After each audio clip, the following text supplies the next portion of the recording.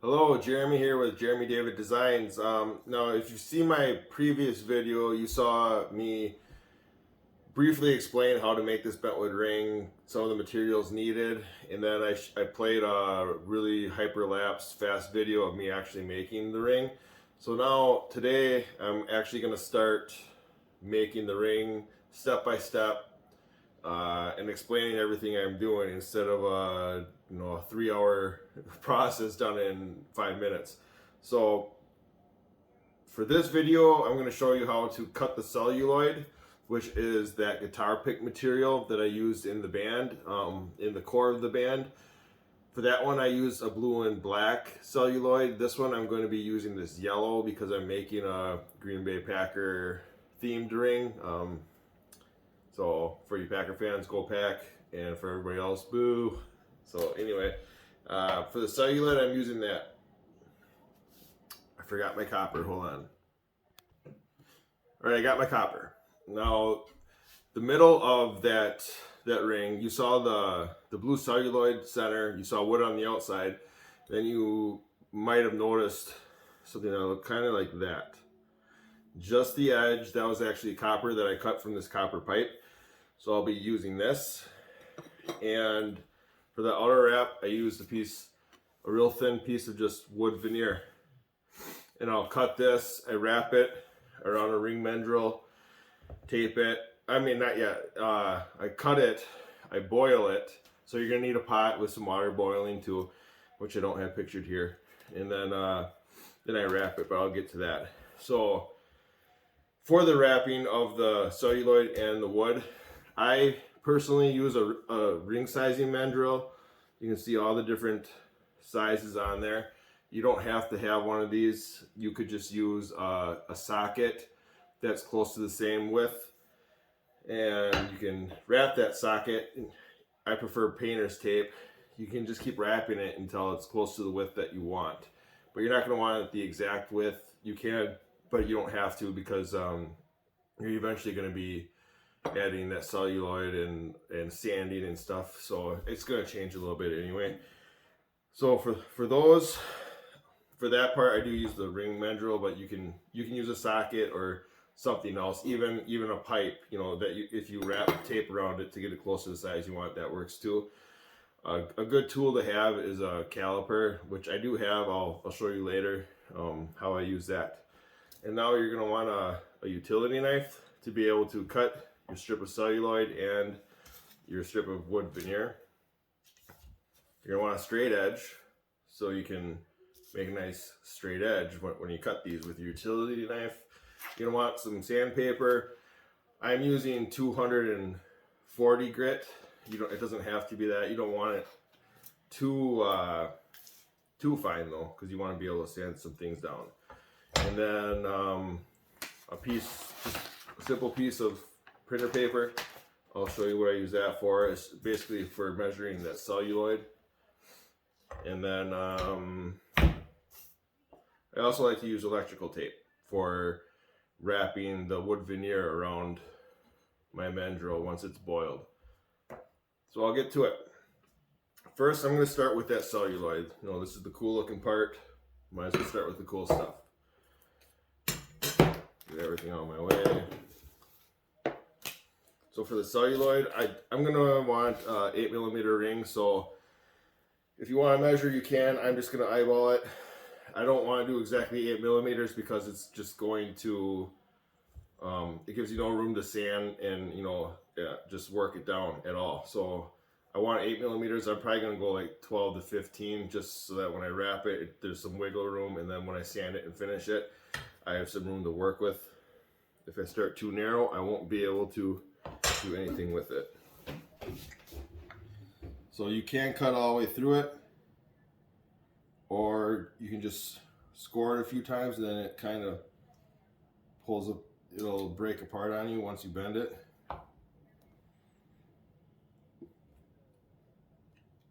You want to make sure that your utility knife is nice and sharp for this part. And you don't want to push too hard either. That's why I'm doing several passes. If you push too hard, your celluloid can move on you, or blade could somehow slip. You'll cut yourself. So you don't want to do that either. No, I did not go all the way through. I just scored it a few times. Then you can just kind of start snapping it. You heard it snapping. There you go. This I'll just save. I could probably get 2 more rings out of this yet. So I'm going to save that. So once you have your strip of celluloid, you're just going to take, got some scissors, got some simple printer paper. All I'm going to do is cut a strip of that printer paper. I'm going to take that, I'm going to wrap it around the size I want on my mandrel, and I'm going to mark it with a pen so that I know what size I want. And then once I mark it with that pen, I'll cut it and I have the perfect size for what I'm doing. And then I can use that template to put on my celluloid, measure that or mark that and cut it, and then I know the width that I need for the size of ring that I want. So I'm a size 12 on this finger, so I'm actually gonna do a 12 because when you're working with it, you're gonna sand some down and stuff. But then I'm gonna add clear coats at the end to build that back up right to the 12. So I'm gonna go to the 12. I'm gonna measure just a little bit past that. If it's a little bit bigger, that's fine. I can always file some down or sand some down. You can't add more to it though. So from there, I have my length that I need. I'm just going to cut straight across best I can. Here's my template. I'm going to come to my celluloid.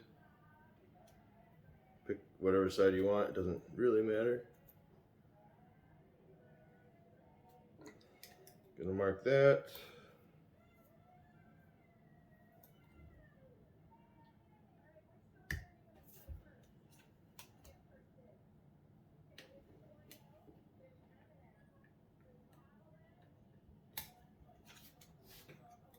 And actually, I'm just going to use some scissors to cut a little beyond that.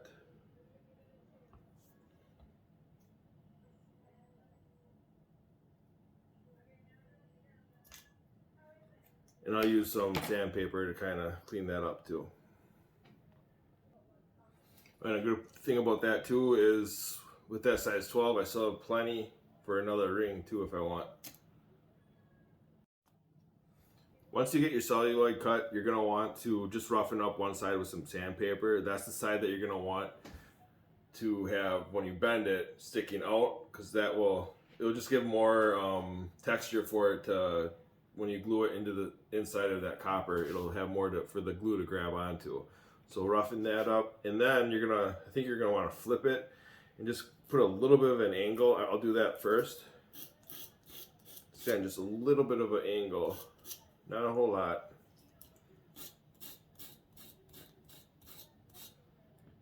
You just want a little bit so that when you bend it together and they meet together, they're not going to come straight on. So you want a little bit of a bevel so when they come, they kind of meet up. And then when you glue it in and sand it, the part closest to the copper will be touching, so that when you do sand it, you're not going to see any gap.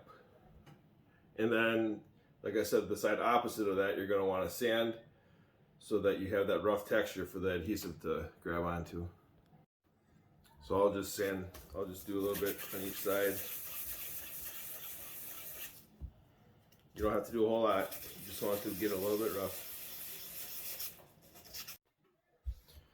Alright, once you get that celluloid all roughed up on one edge and just that little bevel on each side, it's time to wrap it on your mandrel or your socket or whatever you're using. Now I did a size 12, so what I'm going to do is actually get a piece of tape started on that size that I want, just a little bit, and then you're going to put the shiny side up against whatever you're using so that rough side is sticking out. I'm just going to kind of stick this in there so you can see on the size that I want. Stick it down onto that tape. and then just slowly wrap it. Try to get it to go straight.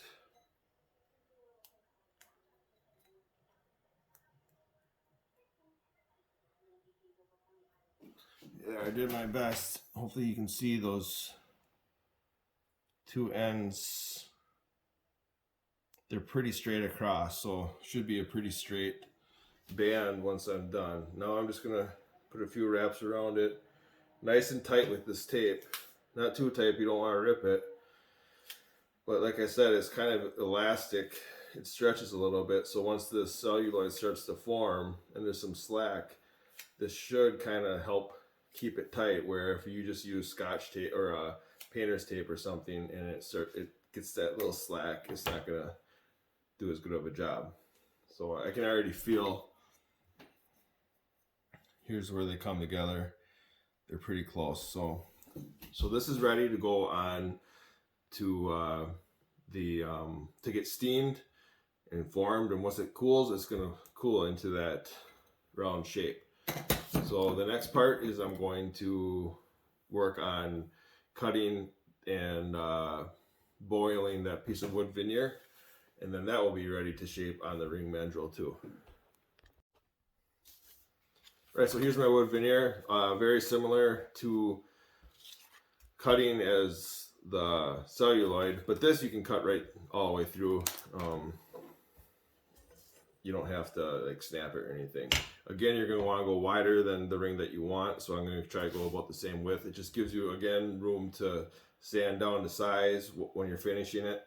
If you cut it right to the size you want, you're going to have no working room. Plus, when you wrap it, you know, it's not going to be perfectly straight all the way up. So I'm going to cut this one a little bit wider. I just eyeball it. You can also measure. Don't push too hard, because once again, you don't want the piece of wood to move on you. You don't want your hand to slip and cut yourself. So just slight pressure, several passes, and you'll go all the way through. You'll see the strip starting to move, and then you can, boom, done. So before I boil this though, I'm gonna actually want to take that sandpaper and kind of taper one side, because right now it's just the same width all the way across. So when you go to wrap it, you're gonna have, once you get layers on top of it, you're gonna get a bump. So you're gonna want to taper this end down, you know, an inch or inch and a half from the end, all the way down to like paper thin here, so that when you start with this. When you start wrapping, that first wrap that comes over it, it's a nice smooth transition. You're not going to have that bump. So this wood's a little bit thicker, so it's going to take a little bit longer, but once again, I'm using 240 grit. It would go faster if you use a lower grit, like a 150 or 100, but this still works. I can see it's working. And you just keep going. You don't want to go too thin the whole way, because it will kind of snap on you when you're trying to wrap it. You just really want a nice taper at the end, and I can see it starting.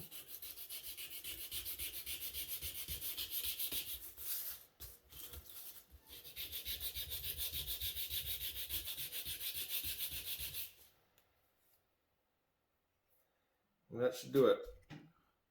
If you can see, it's a nice point there.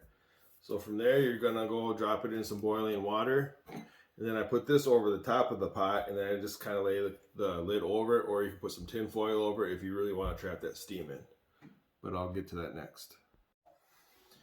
And one thing I forgot, a tip when you're going to buy your wood veneer. I just got mine on Amazon. It was a big variety pack. It was a thing probably this thick, you know, fairly cheap, maybe 20-30 bucks, and enough to make probably 1,000 rings. But I suggest, this stuff is 8 inches long. I would suggest doing the 12-inch long.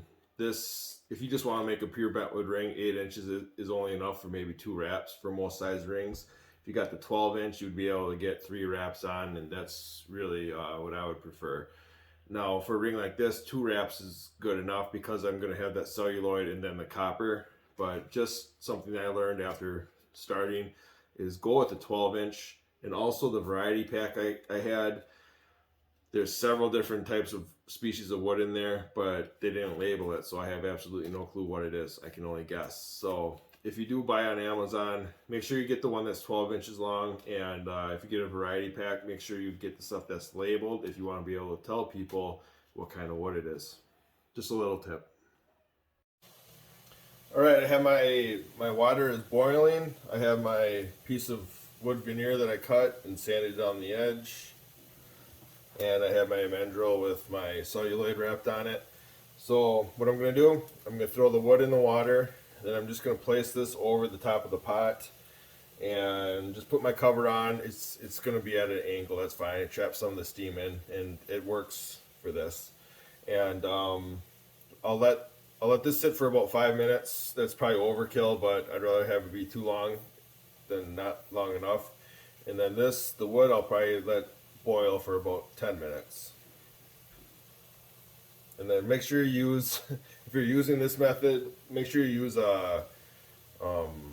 some kind of a hot glove or something to take it off, because it will be hot. And then you can just take it off, let it cool, or what I do is I run it under cold water to let it cool real fast. So I'll show you the finished result in a little bit, right after this.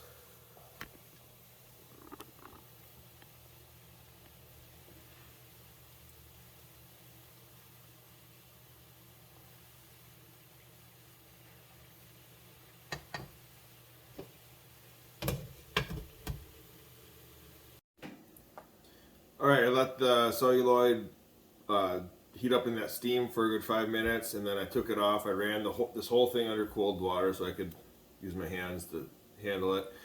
I'm just going to unwrap it and show you how it looks. I took it off, cooled it under the faucet, and then I dried it all off. I didn't think anybody wanted to watch that. This tape's a little bit hard to peel off when it gets hot. Okay.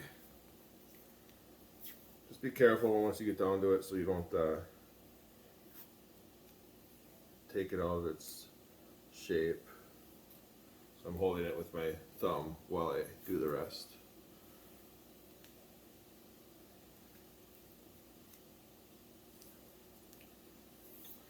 And there you go. You got your ring core. And I'll see if I can show you where I tapered those two edges.